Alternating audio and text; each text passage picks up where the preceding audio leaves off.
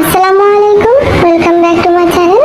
আজ আমি তেল ছাড়া আটা দিয়ে তৈরি ভীষণ মজার একটি হেলদি নাস্তা আপনাদের সাথে আজকে শেয়ার করব। তো চলুন এই রেসিপিটা কিভাবে তৈরি করতে হয় দেখে নিই। আমি প্রথমে 1 কাপ পরিমাণ আটা নিয়ে নিচ্ছি। এটা আটা ময়দা সবকিছু দিয়েই তৈরি করা যাবে। আর এখন নিয়ে নিচ্ছি স্বাদ মতো লবণ, আর এখন দিয়ে দিচ্ছি চিনি 1 চা চামচ পরিমাণ। চাইলে চিনিটা না দিলেও পারেন, দিলে বেশি ভালো লাগে। এখন আমি সব উপকরণগুলোকে হাত দিয়ে একটু মিক্স করে নিচ্ছি। আর মিক্স করা হয়ে গেলে এখন আমি এখানে নরমাল পানি দিয়ে দিব। একটু একটু করে নরমাল পানি দিয়ে আমি একটা সফট ডো তৈরি করে নিব। এখন আমি এই ডোটাকে একটা সাইডে রেখে দিচ্ছি। তারপর এখানে একটা বাটি নিয়ে এর ভিতরে নিয়ে নিচ্ছি একটা মিডিয়াম সাইজের আলু কোরানো, মানে গ্রেটার দিয়ে আমি আলুটাকে কুড়িয়ে নিয়েছি। আপনারা চাইলে এটা আলু ভাজির মতো করে কেটে নিতে পারেন। এখন আমি এখানে 1/4 কাপ পরিমাণ দিয়ে দিচ্ছি বরবটি। আমি এখানে বরবটি দিয়েছি, আপনারা যে কোনো সবজি এখানে দিতে পারেন। আর এখন আমি এখানে একটা পেঁয়াজ কুচি দিয়ে দিচ্ছি, আর সেই সাথে দিয়ে দিচ্ছি কাঁচামরিচ 2টার মতো, এটা আপনাদের স্বাদ মতো দিয়ে নেবেন।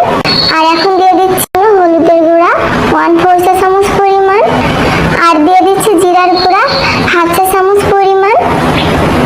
আর এখন দিয়ে দিতে হবে স্বাদ মতো লবণ। তো লবণটা দেওয়ার পর আমি সব উপকরণগুলোকে মিশিয়ে নিচ্ছি। এই যে ভালো করে আমি মিশিয়ে নিয়েছি। আর এখন আমি এর ভিতরে একটা ডিম ভেঙে দিচ্ছি। ডিমটা দেওয়ার পরে আমি আবারও ভালো করে মিক্স করে নিচ্ছি। তো আমি ভালো করে মিক্স করে নিয়েছি। এখন আমি চুলায় ভাজতে চলে যাব। তো চুলায় আমি একটা প্যান বসিয়ে এখানে 1 টেবিল চামচ পরিমাণ তেল নিয়ে নিয়েছি। শুধু সবজিটা একটু ভেজে সিদ্ধ করে নেওয়ার জন্য এখানে 1 টেবিল চামচ পরিমাণ তেল দিতেই হবে। এখন আমি সবজিটাকে ভেজে নিব। এই যে দেখুন সবজিটা ভেজে নেওয়া হয়ে গিয়েছে, চুলা থেকে নামিয়ে নিচ্ছি। এখন দেখুন ডোটা কিছুক্ষণ রাখার ফলে একেবারেই সফট হয়ে গিয়েছে। এখন আমি এখান থেকে ছোট ছোট লেচি কেটে নিব।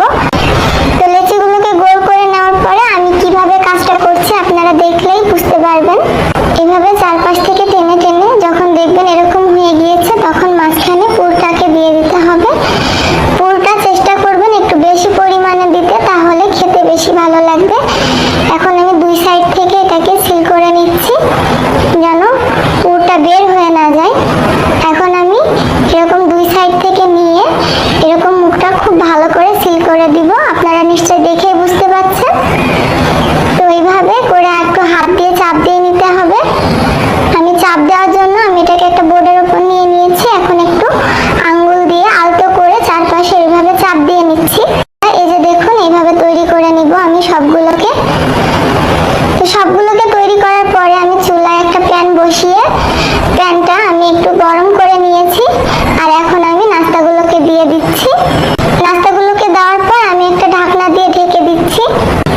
চুলার আঁচটা এখন মিডিয়াম লোয়ে রেখে আমি এই নাস্তাগুলোকে 3 থেকে 4 মিনিটের জন্য ভেজে নিব।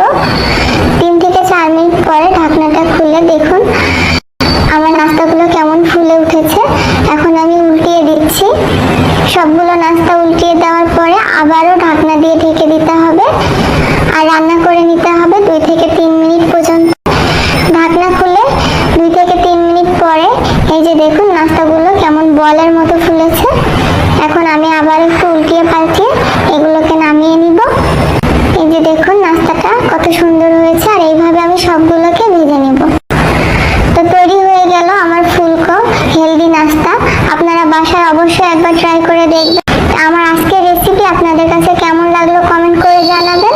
আর ভিডিও ভালো লাগলে একটা লাইক দিয়ে দিবেন। আজকে আমি এখানেই বিদায় নিচ্ছি। সবাই ভালো থাকবেন, সুস্থ থাকবেন।